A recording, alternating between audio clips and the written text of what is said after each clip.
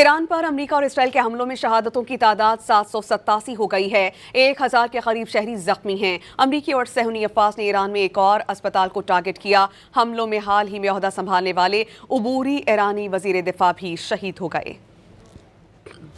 Iran पर अमरीकी और इसराइली जारियत ना रुकी। तेहरान समेत ईरान के मुख्तलिफ मकामात पर बमबारी की गई। रिहायशी इलाकों पर गोला बारूद की बरसात के बाद धुएं के बादल दूर से उठते नजर आए। हमलों में ईरान के गुलिस्तान पैलेस को भी नुकसान पहुंचा।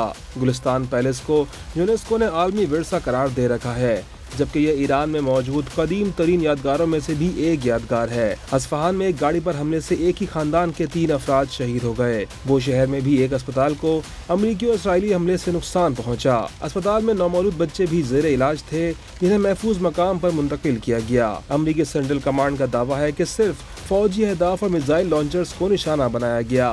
अमरीकी और इसराइली हमलों में ईरान के आर्जी वजीर दिफा मजीद बिन अल रजा भी जाँ बहक हो गए। पासदाराना इनकलाब के मुताबिक मजीद बिन रजा ने साबिक वजीर दिफा अमीर नासिर ज़ादे की शहादत के बाद ओहदा संभाला था। दूसरी जानिब ईरानी फौज ने 2 अमरीकी और इसराइली ड्रोन्स मार गिराए। Ja, aber wer oft das schaffe ich. Ja, aber